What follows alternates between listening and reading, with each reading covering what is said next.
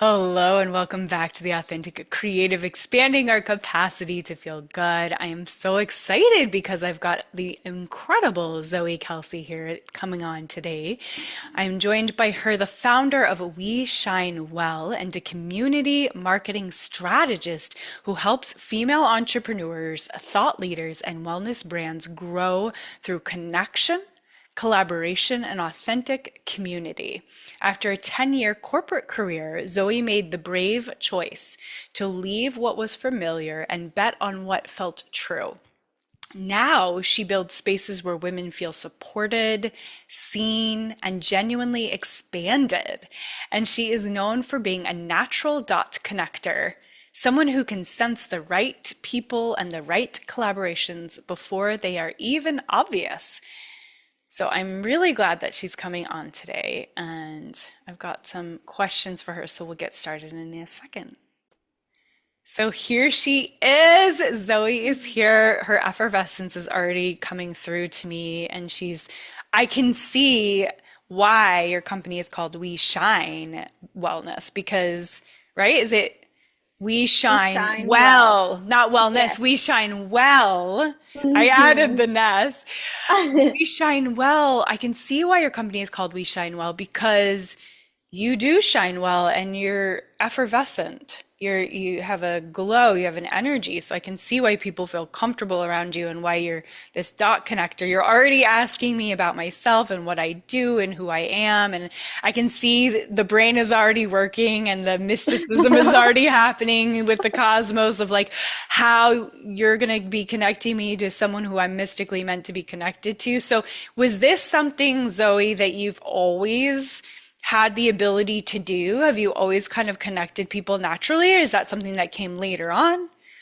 I love that question and first, thank you for the compliment because I feel like the biggest compliment that we can ever give or receive is about our energy because Yes. it's without spoken words and you can just tell when somebody has that. And it's funny that you say that because my word for the year that came through in like breath work is luminescence. And people are like, what does that mean? I'm like, it's not a word I ever use, but I'm like, how can I truly like be that light to help ignite other people in just the way that I live and flow through life to help them do so as well with less force and more flow too. Yeah. So I love that you're saying that you do breath work, that you've had an experience of breath work. Obviously, that's one of my major things that I am so passionate about, and so many people are passionate about these days. I'm just curious, tell me about your experience of breath work. Is it something you like, or are you one of these people who's like very slow to do it, but then you will do it? I absolutely love breath work. I have this friend, Madeline Pizzi, shout out to her. I'm in Santa Barbara, California, and I've done at least four of her 3-month women's breath work circles. And it's just like so powerful when women come together to Yes. just like energetically, but also just like have that release. And even like my background too, like growing up, I had like head trauma, I had anorexia, and I did so much talk therapy, but not until a few years ago did I really discover breath work and how powerful the somatic mind, body, soul component is to truly be able to release. And I feel like it's just like helped me shed so much. And I have Wow. this friend where we both have the most like vivid breathwork journeys where I'm like, I don't even need psychedelics. People probably think Totally. I'm just like on this own journey. Like the last one, I was like, I met my future daughter and son and husband and all of these things. Yes. So it's like there's Yes. so Totally. much power in the breath that's already within us. So I already admire that the work that you do. And I think breath can be so underrated. And the first time I did it was one on one. So, I mean, I would highly recommend that to anyone because I literally felt like I was vibrating at the next level of myself. Um, Yeah, I love it. I love yeah. it. Oh my gosh, I'm so happy to hear someone share their experience of breathwork in such a beautiful way. I mean, I hear these kinds of experiences quite often, but every single time I hear it, and especially someone who's not in my specific community yet, I'm like, oh, good. Because if the whole world could be describing what you just described in the way you just described it, I feel like, and there's so many things you could say that about, so many modalities. Like if the whole world meditated, if the whole world journaled, if the whole world blah, blah, blah. Hmm. And because I resonate with it so deeply and it's been such a profound transformational experience for me, all I want is for other people to have that experience that you just described, which is yes, like without, Hmm. because I've done mushrooms, but without that, we don't need that. We can have a mushroom experience without the mushrooms. Hmm. Yeah. That meeting And your it's, future family. I mean, how profound is I that? It's know. so beautiful. So thank you for Hmm. sharing that. Thank you. I want to find out more about you. So where did you grow up? Where were you born, first of all? Yeah, so I was born in Santa Barbara, California, Okay. and very and well, and then I grew up in Carpinteria. It's a really small town with 14,000 Yes, I've people heard of in, it. yeah, in Santa Barbara County. I mean, it's kind of like up and coming right now. But yeah, my grandparents were high school sweethearts. My parents were Wow. high school sweethearts in like a Oh, really small town. And so it's sweet. an incredible town. And it's also like, it's so small where it's like the friends that you grow up with are those kind of friends that you have and you don't really, or I didn't know anything else. And I like grew so much from that, but also felt so kind of contained with who I was meant to be Hmm. based on like just kind of who they were or being this like kind of like perfect child in a way, to make sure like everything was going well when there was a lot going on with my Sure. family of like my dad losing his job and the recession Sure. and like multiple losses in the family and just like feeling out of control that like at that point I kind of looked to food as like my dirty little secret and like control in anorexia and just was Hmm. able to like heal with just like the most incredible therapists and resources that I was able to have, and it was just about like Oh. shifting my mindset as well, to be like how can I use food as fuel because from that experience from head trauma I had other health issues that came about because I wanted to support other people in that. Wait, And can we back up for 1 second? Because I want to yeah, understand the head trauma. When did that happen and what actually happened? You don't have to dive deep into it, but just like so we understand the context.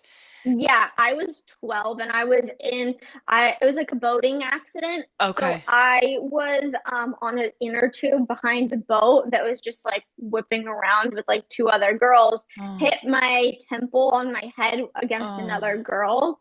And yeah. I ended up, long story short, ended up being airlifted, was in the ICU. They were like, she might Wow. not talk or walk again. And even in that is like, I believe in the power of prayer too, of we had a family friend that he just like woke up in the middle of the night and was like I just like felt like I just needed to pray, and he knew my situation and my mom was in the room and I was just like mom, and that was like the same exact moment in time where she was like it's all going to be okay, like it's Hmm. all going to work out too. Wow. Do you still feel an after effect of that experience? I feel like it's one of those things where growing up, it's like, oh, that's fine. Like, it just happened. And then looking back, I'm like, oh, wow, that That was probably pretty horrible. affected like a Yeah. lot of my Yeah. life. But But yeah, you I mean, fully recovered. You don't have any like little things you have to deal with because of that. no. Good. I mean, I've had health Bless your stuff, but heart. that's from other stuff. Yeah. Oh gosh. Okay. And so that was a moment. And then coming up, to corporate, you were in corporate, and Yes. that was very straight and narrow path that you were walking. And then you had this sort Hmm. of moment of transitioning into what you do so passionately and beautifully now. What was the reason that you were on that corporate path? Was that just like this was the practical thing to do? Did you feel like a passion for it? Hmm. Good question. So I mean, just kind of going back to my journey, I felt very kind of contained in the way that I grew up and just like after college, I was so grateful to graduate a quarter early and just go on this trip for 45 days with 45 strangers my age in Europe to 18 countries. Ooh, And that was like, I feel like a pivotal moment to just sure. feel so ignited of like, I can't be anybody else except myself, and these people like accept me for that, so Mm. I'm just gonna live that way. So then from there, like I went on to, in college I had an internship with LinkedIn, and then from there I had a job afterwards. So going into that, like I moved, well, I went to school at UC Davis, 25,000 people, because I was like, I need anonymity from a small town. And then in corporate, I moved to the Bay Area, not knowing anyone either. And just from that place, right after college, of being the most magnetic version of myself at that time, I was able to, I feel like I just attracted the most authentic friends and community Mm. that I ever had. And I feel like that was a point where it was like, I was seeking community my whole life so bad. And I was like, belonging, we think we want belonging, but what we really want is true love within ourselves, to then be able to have that sense of community, to show up fully as who we authentically and magnetically are, for us to be able to meet those people and those people to meet us. And Yeah, I even had this realization so true. recently where I was like, I feel like sometimes I'm just like giving, but I'm like, true community is like a potluck. Like, I am happy to just create the space, bring the people together, make the main. But what is truly magical is not when somebody is doing everything, but when there are other people bringing, it can be bringing themselves, it can be bringing sides, it can be what is the like question of the dinner or whatever. But it's like, how can there be all of these magical pieces and people that come together that truly make up what a community is, whether Mm. it's one-on-one or a group setting, um, or something like that. Yeah. Yeah. Oh, so beautifully put. Such a good visual. Yeah, I think it's so important what you said about we think we want belonging, but actually we just want this true love within ourselves.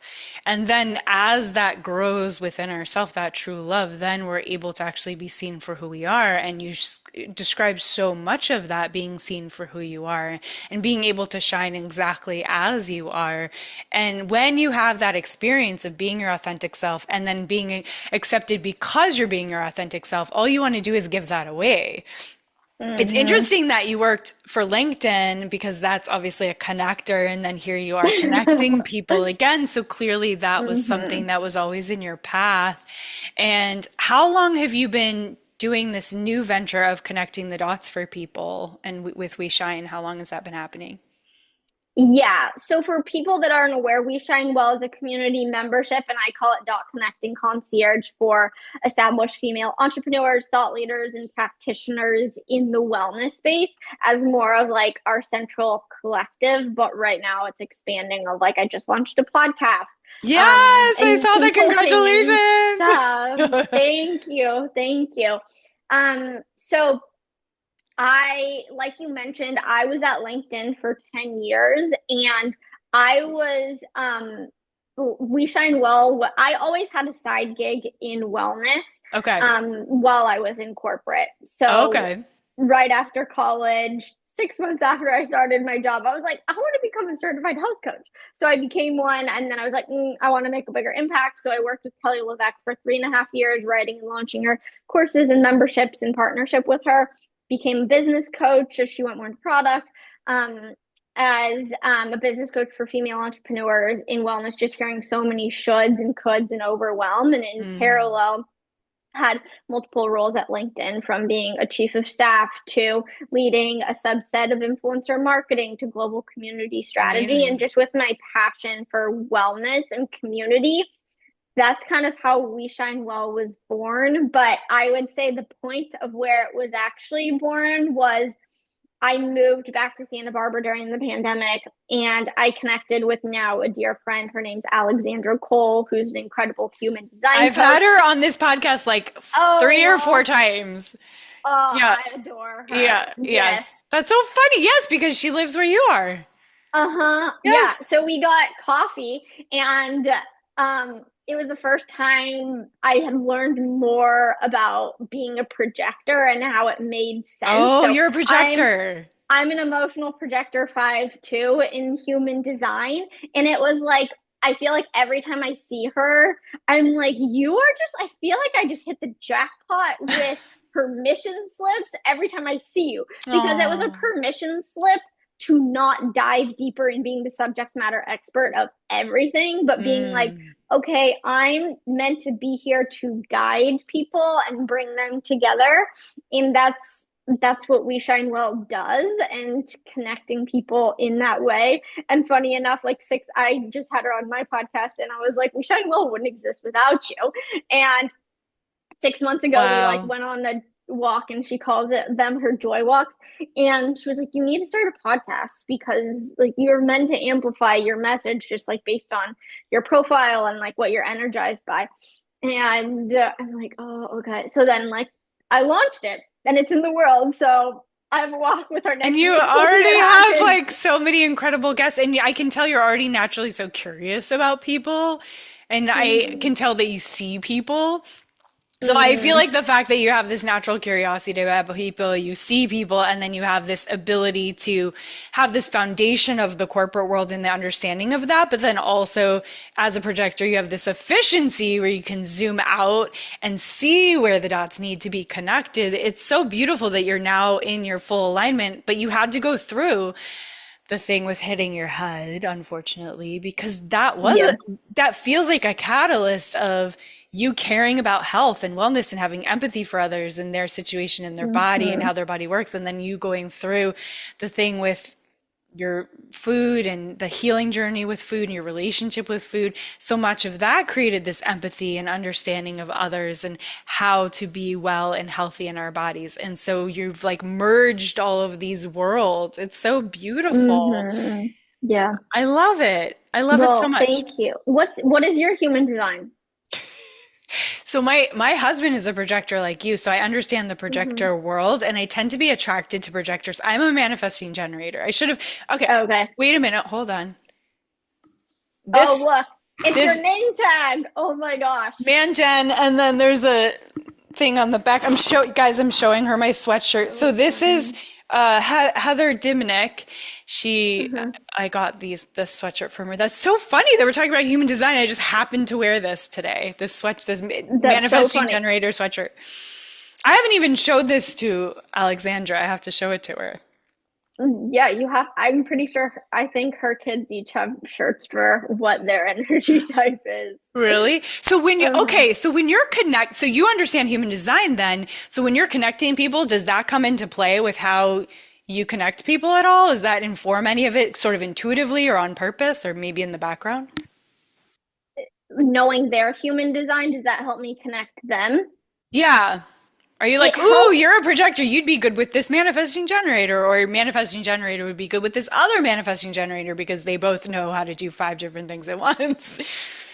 I feel like it's more so getting to know who they are as a person first, and then their energy type helps me determine like what is their way of operating or decision making or how they want to be engaged or not engaged to best support them. Yeah, got it. And so, Mm-hmm. what does it look like? Say I was going to join the community, and how would I start? What would that look like? What experiences would I have? How would you connect me? What would that just, Mm-hmm. can you walk me through the concierge of it? Yes, yeah. So anybody who's interested in joining, there are a lot of introductions, which I'm grateful for through our community, as they find the value in it. But there's like an application to make sure that there's true peer-to-peer connection of established female entrepreneurs, thought leaders, practitioners in wellness. And then we hop on a call for 30 minutes one-on-one to better get to know you, your journey, what lights you up, and your challenges.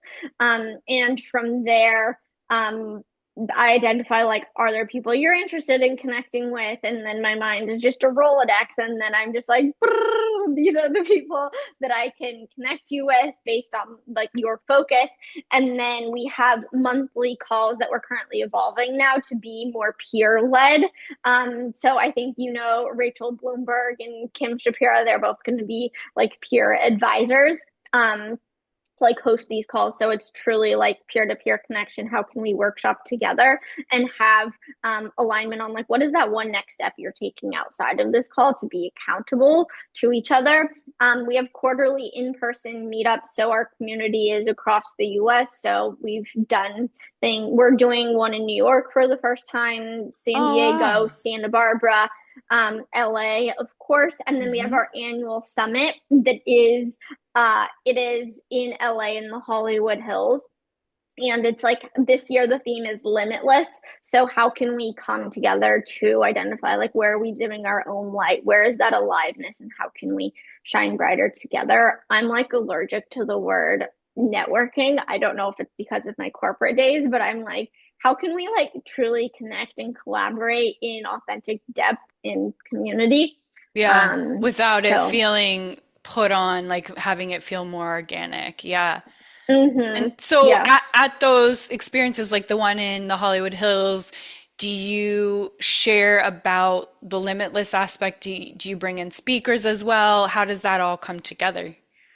Yes, great question. So it's always about how can we drop in to just be grounded in that. We have different speakers. So for example, Samantha Skelly, I don't know if you know who she is. She's like a Of breathwork. course. Yeah, again, Yeah. we're back to breathwork leader in keynote. She's going to be one of our incredible speakers. We have multiple others that are joining, but I can't share those quite yet. So it's a very curated agenda. It's around like workshopping together to first align with ourselves to be able to show up to have that alignment in our own businesses. Because I don't know about you, but entrepreneurship is one of the biggest life lessons Mm, of being confronted with all of your yes. stuff for Yeah. better or for worse. Yeah. And I'm so grateful for it. And so many people, once I did actually leave LinkedIn in May, that was one of the hardest decisions. I mean, it wasn't a hard decision in nature, but it was hard for me to like get rid of that identity of safety from growing up of parents being paycheck to paycheck Yeah. to be like, okay, I've seen this as safety, but how can I just fully open my hands and surrender and trust to like what is possible and I know to be true and have abundance um, coming from that place as well. It's incredible that you have so many amazing people surrounding you and in your community already. I think that it's already such a success. That's I mean, beautiful. it's been 2.5 years now. So Mm-hmm. when you talk about prioritizing presence, because we talked a little bit before this about things that are important to you, and you said prioritizing presence was something that was important to you. How does that happen for you? How do you prioritize presence? In these conversations like this, sometimes sometimes it's a challenge for me because you could probably tell my mind is always going a million miles a minute, but I've come to learn that doing one task at a time, being present in the conversations I'm having versus doing something while I'm listening to you is like it goes back to energy. And like that energy is powerful of like I'm truly fully present right now with you in having this conversation. And you could tell if I wasn't. And relationships, I've built my entire business and life on relationships. And that's where the power of presence comes in to fully show up as yourself and as myself, and to be able to better understand like what is the opportunity, what is this situation, how can I it's the fuel for my dot connecting is having to have that presence to have such clarity to be able to see from the trees of like what does come together. And so something that comes into play is also like priorities for me. So I'm like, Mm. how can I prioritize my priorities and making joy and pleasure one of those priorities and having presence in every single thing that I am doing and not guilting or shaming myself for not getting enough done. I mean, I often work too much, especially as a projector. But balancing all of those and seeing those three P's of sorts as just the way that I like to think about living to support living well is through that presence, priorities, and pleasure, and scheduling that pleasure of like, I am scheduling a 90-minute massage because I know that that is going to support me, mind, body, soul. I recently set up a desk next to my bed, which you would think would be weird or odd or whatever, or like, oh, you should have your bedroom just be your bedroom. But actually, I love it so much because it reminds me of when I used to live in LA. I had a desk in my bedroom, and it was one of the most luxurious things. I still have my office, but on my desk is a new thing that I started to do as one of my rituals, which I learned from Mm-hmm. Mel Robbins, which she talks about on her podcast, is if you want to sleep well, to actually write down all of your to-dos right before you go to bed at night. And that way it's Mm-hmm. dropped out of your head and you're not circling with it at night. So on one Mm-hmm. side, on the left side, I've got my to-dos on my desk. And on the right side, I've got what my priorities are. And it says at the top, priorities, right? So here's all the to-dos, and then here's the priorities at the top of the priorities. I'm like, what is my priority? So every day or every night, I'm asking myself, what is my priority? Well, it's interesting because the stuff on my to-do list almost could look like it has nothing to do with my priorities sometimes, depending on how you Mm-hmm. on the perspective and the presence that you bring to it. And one of my top Mm-hmm. priorities is just like what you said, Zoe. It's like feel good. Mm-hmm. Be present is literally one of Mm-hmm. my top priorities. Feel good, be present, expand my capacity to feel good, which is the subtitle of this podcast. So I love that you're talking about presence and having this to-do list because it's so in alignment with what I've been kind of working with lately. So priorities are this Mm-hmm. like moving target. What are you saying yes to, Zoe, in this season? What are you saying no to? How are you making a decision about what you're saying yes to and what you're saying no to? Mm-hmm. That's a great question because I'm in the process of fully figuring out what is a full yes and what is a full no. And I actually had a session with my business coach recently, and I was like, all of this is a yes, and it's where can I delegate to other people or hire a VA, for example, Sure. to be able to not hold the full load. Because even recently, Yeah. I was in yoga and shavasana at the end. I just had this visual. I'm a very visual person, if you aren't Hmm. realizing by now, Love it. that I was like, God, what do you want me to know? And that there was just like this giant boulder on top of me, but it was weightless. And what I got from that was you have capacity to hold a lot, but not to hold the weight of it. Wow, that's incredible. Yeah, so that was powerful for me to be like, okay, how can I not hold the weight of all of this? And I think part of it is how can I not take things personally and Sure. absorb my work as my identity? Yes. Even though I have so many friends through the work that I do that my work and life is intertwined. But Mm. how can there be even detachment sometimes of like, where am I? Where is work? Shutting. That's why I go on so many walks during the day because I'm like, how can I get clarity around what my priorities are and create space for creativity to be able to like dive in. Like for example, I think of my email inbox as like that's not necessarily my to-dos, that's somebody else's to-dos that Right. they are giving to me as well. And in this season, it's really prioritizing the growth of our community, the growth of the podcast and amplifying the gems of a message. I'm grateful to have such incredible women that I'm working with doing consulting for marketing. And ultimately, what I feel like my true life passion is how can I support these incredible women and just people in supporting them to bring their vision and their purpose and impact to life Yeah. through having a conversation or connecting them with people that are like so aligned. And I truly believe that everybody, we have something to learn from everyone.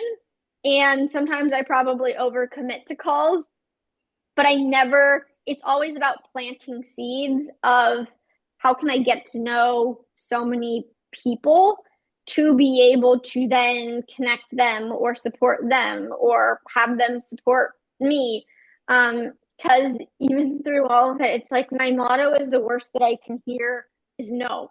I Yeah. will reach out to people, and also just like follow the nudges, but it's also like being, people might say it's bold, courageous action, but I feel like it's just part of what I do is reaching out to people, connecting with them, because at the end of the day, we are all just people too.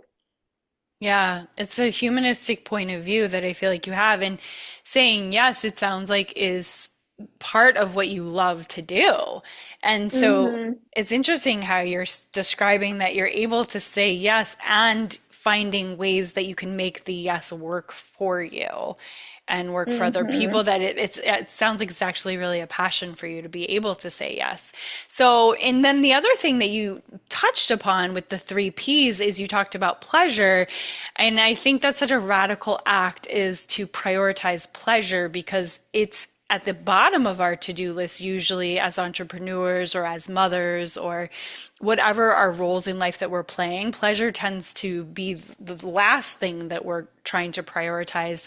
And what a radical act to put pleasure first, or to put pleasure as one of those top three or five priorities. And so, Mm-hmm. going for walks sounds like one of your ways of finding clarity and getting pleasure.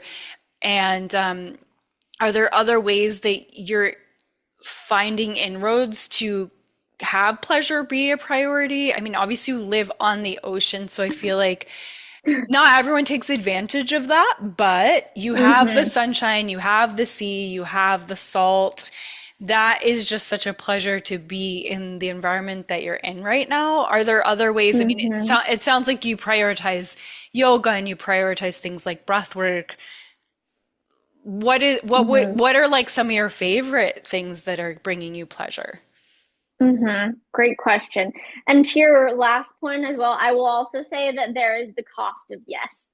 So I've had to get clear on like what is that cost of yes, and Yeah. even like we talked about in human design, but in general, it's like our body knows before we know. So Mm, I'm like in tune with how is my body reacting to a certain situation or opportunity, and I'm an emotional projector, so like riding the wave of like, okay, is this sticking and still being true to be true for me, yeah. as well. And where that pleasure comes in is I left corporate because I get to go on a walk in the middle of the day and go go hang out, go get together with a friend or go to lunch or something like that. And there are seasons where like right now there's a lot of fullness in life and I'm so grateful for that, and that might mean working late hours, but one of my priorities is having more life in my life. So when a friend who, like for example today I have a friend who's a nurse, she was like, you want to go get matcha and go for a walk, so I'm doing that after that because I can, and like that brings me pleasure. And all my friends know that like the one activity that I absolutely love to do most is walk. I mean, I love just like spontaneous adventures, going to yoga and all of the things, but I love walking because there's something about it. It goes back to even that presence piece, is it's getting people just completely unplugged from any devices, any distraction, going on a walk just along the ocean. Specifically, where I do is go on a walk, usually is like it's called Shoreline in Santa Barbara. It's like on a mountain overlooking the ocean. So Amazing. so like going on a walk, just like detached. And as we walk, it's like the processing while we're walking Yes. together, in having that conversation and just doing life together. Um, yeah, I also think that pleasure can be like daunting of all things, but it's also like, what are the little things are actually the big things. Mm-hmm. And for me, it's starting my day. I'm not like a slow morning person necessarily, but I'm like, I need to get my movement in because that is the way that I like process and set like my intentions and even my morning matcha. Like I look forward to it every day. And it's just like the simple pleasures of like perfecting that at home or seeing a parent's or friend's dog or just going on a walk completely unplugged and being like, oh my God, look at how the ocean is just like glittering. Mm. So it can be the little things, but Yeah. also the things like in the year, like I'm gonna go plan a trip to go to Australia or Costa Rica this year and Love it. making the bigger rock joys in life too and seeing friends or like we talked about scheduling the massage because if we don't schedule because sometimes if we don't schedule our pleasure we aren't going to do it. Yeah, completely. I'm so curious about, I've been watching Emily in Paris over again for the second time. And one of the Mm-hmm. things that I watch her doing, have you seen that show before? I've seen a couple of episodes but I'm not as fluent. It's okay. It's just a guilty pleasure. Pleasure. But one of it's how I'm relaxing those. Like I never usually watch TV. But one of the things that she gets herself into trouble with is the fact that she and all of them in Paris, they're constantly crossing over their personal life with their professional life because so much of what they do professionally and personally kind of just naturally intertwine. And you talked about so much of what you do with, connecting people and learning about people and getting to know people. I'm curious, what are the pros? Because as being an entrepreneur since I was in high school, I find that there's a lot of pros and cons to having Mm-hmm. your world as an entrepreneur be so much about connecting with other humans and serving them and creating safe space for them and that kind of a thing. Like I find that can be really incredible, like being able to serve my friends and people that I know and people, friends of friends, what have you. But then also there's a con, which is sometimes like it's tricky to kind of give a breathwork session to a best friend because they're your best friend. So what for you is that? So do you find any pros and cons to having the work be so intertwined with personal life? Mm-hmm. And Yeah. maybe some things that like you're learning about that I could and our listeners could like kind of take a cue from. Mm-hmm. I would also say the work I do might be a little bit different from what you do because you are truly holding that container for people's emotions and showing up so vulnerably personally too. That Yeah, is a bit different. sure. Whereas like the connections and the work that I do is like there's definitely like a coaching element to it, but I in like taking in what they're sharing, but I wouldn't say I'm like holding their life story either. Um and it's The better. boulder is it's light, it's barely there. It's just a suggestion. The boulder Yeah, that but was I on you. yes, and Yeah. I mean we're all humans of how much do we take people's energy in and stuff like that. And even the lesson last year that I learned in a very challenging way was like I do hold so much. And how Mm-hmm. can I make sure that I'm not detaching in a bad way, but even these tools my coach has helped me with as well as like imagine that you have two gold cords that are connected when you are with that person and you're fully present and you're holding space and then you disconnect those after because they probably might have moved on and you're still ruminating on Mm. what they're holding Sure. and that's not mine to hold. Or Yes, I mean yes. I'm sure you have so many other kind of tactics like water just like washing it all away or things like that um, as well. But in terms of like personal and business, I I'm a person where I kind of love that they're intertwined. Sure. and not necessarily separate, because I think about at times if I was to have a job where I was working at a coffee shop per se and I was there 9 to 5 and I didn't think about it after, that would be fine. Like, that's fine for a lot of people. And we need those people. They're incredible. They make the most delicious coffees and matchas out there. Personally, I think that I would be bored because my mind doesn't work like that. I Yes. feel like it's, I love being stimulated and expanded by every person that I talk to. I mean, sometimes it's not always sunshine and roses being so expanded, but like being challenged because we're all human. But being inner things being intertwined is also one thing that I set for myself is like I don't work on Saturdays. Like will work on Sunday afternoon, but Saturday is like I do not work. This is the day to myself to have like fun, and any like calls or emails about work, they can be postponed. I'm working But on that one too. Yes, as being an entrepreneur, it's that's the thing. It's that 24/7, you're just always thinking like how can I make my business better?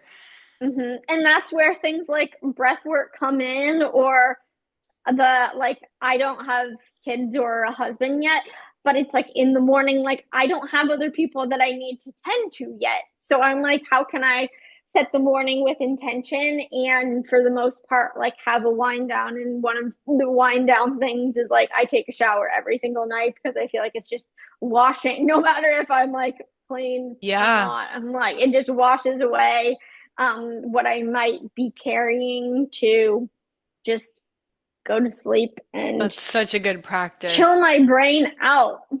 It's such a good practice. Yeah. So, Mm-hmm. what have you felt? When have you felt the power of community most personally? Not just as like this concept that we talk about, but as something that's really changing you or changing the people in your community. What Mm-hmm. does that feel like? How does it feel to create that? What are maybe like, what's like a magical moment that you've had that's just reaffirmed and validated for you? Oh, yes, community is the thing. Mm-hmm. I feel like virtual is incredible, but nothing beats in person. So every time we have an in-person meetup, that are those are quarterly, or even our summit, it's just the energy is just so palpable of creating space where people truly drop in to their own vulnerability, meeting themselves where they are, to meet other people where they are, and to align with like what is ahead for their business. So community in the felt sense in that, but it's also in those moments, but it's also in the day to day, where what just like makes my heart so happy is like seeing our community being on each other's podcast, or hosting events together, or doing a product collab, or inviting each other to each other's events and stuff like that, to be supporting each other. Yeah. Yeah. I mean, tribe is like the most primal thing that we can experience. And you Mm-hmm. touched upon that sense of belonging. We think we want belonging. Well, yeah, we do. We want it. We need it. And also we have to belong to ourselves first, obviously. But when you Mm-hmm. are, Zoe, when you are creating community out of a place of embodiment, because I hear you talk so much about these practices of embodiment and really walking and breath work and taking a shower and being with people, being present with them, listening in this like deeper way, it's such an embodied way of creating tribe, creating community. So I think that's really rewarding. And I think that's one of the biggest I have found with the work that I'm doing with creating women's circles is like one of the biggest ways that we do heal the world is on that micro level, is gathering. Mm-hmm. But whether we gather like this, just one on one, and we commune and connect like this is community right here, right now with our listeners Mm-hmm. and you and me. And us feeling seen by each other and our listeners feeling seen and resonating with what you're sharing. So I think that it's on that such like a micro level that just having people, for me, what's so important, and I think it's important to you, Zoe, is like having people, like you've said, like feel seen, feel heard, feel known, be Hmm. uplifted. Like I find it, like the reason I do these women's panels that I do on the podcast is because I find it so important. Like it makes me feel so good, and I bet you have the same chemical reaction. Is like it just makes me feel so good to Hmm. create a platform and uplift other women in their entrepreneurship because it's so hard. It's hard to be an entrepreneur. I want us to all win together. Hmm. Yes, I want us to all yes. win together. Yeah. At So, the end of the day, yeah, we want to be seen and loved and heard. Well, I'm curious, what does community mean to you? yeah, well, community for me is what I just described. It's like being able to, whether it's online or whether it's just two people or whether it's a group like a panel of 10 or 12 women, whether it's in person for an evening for 2 hours or whether it's a women's retreat on the coast of Oregon where we're getting together for 3 nights, like it's really being able to drop our masks and being able to just authentically, like you talked about, drop in into our Hmm. bodies, not, you know, and it's not, it's kind of like setting down strategy, setting down anything that sort of feels inorganic and just showing up as ourselves and say in safe space, you know, in safe space. So Hmm. I like to create portals where it's like, here's the safe container, and then we get to all just drop whatever we're carrying, Hmm. whether it's heavy or it's not heavy, whatever that is, whether it's family or work or the roles or, you know, our relationships with past trauma that we've had ancestrally, past lives, because I do past life work too, Hmm. like to just be able to drop all of it and to just be able to come together in a way that I don't think there's anything that's much more potent than being seen and heard and known and felt, whether it's one on one or Hmm. whether it's in a group setting. So with Yeah. yeah, thank you for That's asking me that. that's beautiful, and it just sounds like community is so core and integral to everything you do and who you are. It is. It is. And I was born in a yoga ashram and that was literally a commune. So Oh my gosh. my soul was clearly like drawn to that kind of a tribe experience. And I think that's how we're meant to be. We're not meant to live so separately and like you said in these little boxes. So with We Shine Well, what are you most proud of creating so far? You probably touched upon this already, but here's another moment for us to talk about that. And what are you most excited about that's coming up? I know you mentioned some things that are coming up in person, but what, you know, what's lighting you up? Well, thank you for asking. Like I mentioned, it's both the small things, but also the big things of just seeing all of the women connect. Um, I mean, I'm so proud of each year these summits that are coming together and just these incredible women and these palpable moments, but also that just not being a moment in time, but that being just the ignition and expansion for these collaborative relationships of women supporting women to come. And especially, I'm so excited about the We Shine Well podcast right now. It's so fun. I love just having conversation. I can just talk to people all day and learn about them. And then I'll get off and be like, okay, let me connect you with all of these people. And then I feel that. looking yeah, and then looking ahead, yeah, our summit is going to be on May 1st. I'm so excited about that with theme around limitless, and we have exciting meetups in LA and New York to come, and just more intentionality through it all and opportunities to continue to amplify the gems of messages of each person through their offerings or brands in our community. Amazing, amazing, amazing. Thank you for doing what you do. It's such important work to help not only entrepreneurs, but female entrepreneurs and to connect and help each other and to rise up together. I don't think there's, I mean, personally, I just think that's the best. So Yeah, thank well, you for I doing this agree. work. Well, thank you. You too. So, is there anything in particular that you want people to kind of tap into or look at? Should we send them to your Instagram or your website or both? Yeah, follow us on Instagram at We Shine Well.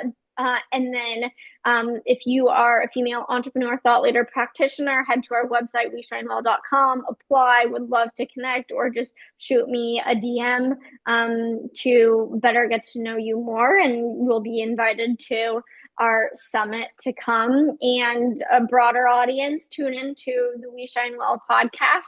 We also have a Substack to dive deeper with questions and interact with guests each week as an opportunity there. So check that out, subscribe, and let me know what you think. Amazing. Thank you so much for the work that you do once again, Zoe. It's really important, it's really needed, and as we started, I'm seeing that your energy and your passion for connecting people and helping women is so authentic and true. And that's, I'm sure, what draws people to wanting to work with you and work with your company. So thank you for that.